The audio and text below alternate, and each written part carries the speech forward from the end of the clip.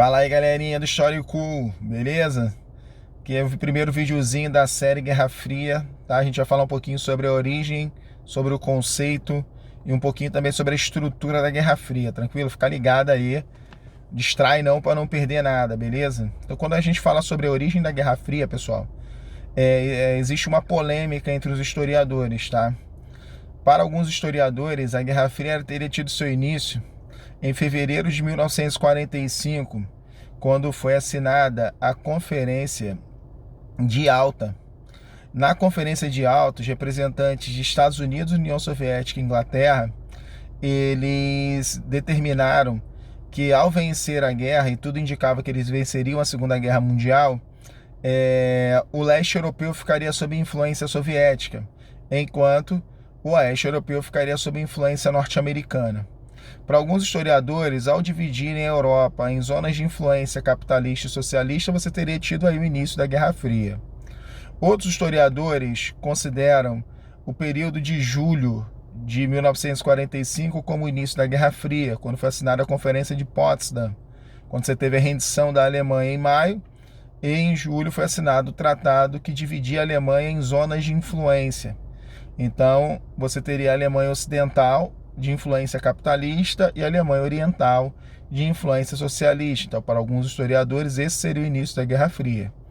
E existem ainda outros historiadores que levam por consideração o primeiro pronunciamento de um dos líderes, dos Estados Unidos e da União Soviética acerca do ambiente geopolítico pós-Segunda Guerra Mundial.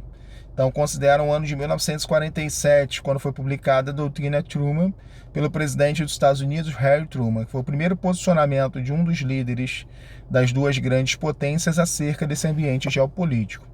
Então, a questão da origem, existem essas três possibilidades. Mas, de um modo geral, o pessoal fala pós-Segunda Guerra Mundial, 1945. Mas é importante você estar ciente aí dessas possibilidades, dessas discussões historiográficas. Tá? Passando para o campo dos conceitos, o conceito você está acostumadíssimo a ver, desde quando você estava lá no 9º ano, você vê isso, né, cara?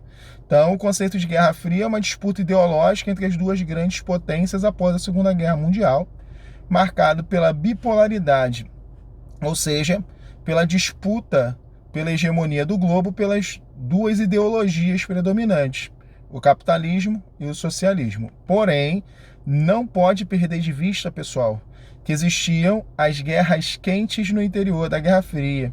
A gente vai ter um capítulo sobre isso, um módulo sobre isso, mas você não pode perder isso de vista, tá certo, pessoal? Porque, apesar de não ter um confronto direto entre Estados Unidos e União Soviética, Estados Unidos e União Soviética vão se envolver em conflitos periféricos, como a Guerra da Coreia, a Guerra do Vietnã, conforme a gente vai ver mais tarde. Então, é uma guerra ideológica entre Estados Unidos e União Soviética? Sim. Porém, eles vão se envolver em conflitos que estão ambientados a essa discussão, ideológica que vai ocorrer no globo aí pós Segunda Guerra Mundial. Então, fiquem atentos a isso, tá certo? Existem as guerras quentes no interior da Guerra Fria. E para finalizar, pessoal, a gente tem que estar sempre ciente que tudo que acontecia de um lado acontecia de outro. Então, em termos de estrutura política, nos Estados Unidos, em 1947, você teve a publicação do Harry Truman, a doutrina Truman, que dizia que qualquer país capitalista que fosse invadido por um país socialista, os Estados Unidos sairiam em defesa do país capitalista.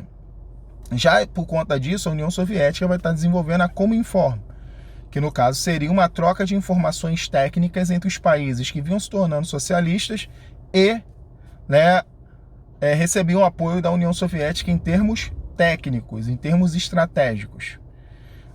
Junto com a doutrina Truman, os Estados Unidos lançou um plano Marshall. O plano Marshall é um plano econômico de reconstrução da Europa para impedir a expansão do socialismo lá na Europa Ocidental. A União Soviética, por sua vez, criou o quê? A Comecon, que seria uma parceria econômica entre os países socialistas. Os Estados Unidos, liderando o bloco capitalista, vai fazer a assinatura do Tratado do Atlântico Norte, a formação da OTAN, um bloco militar dos países capitalistas.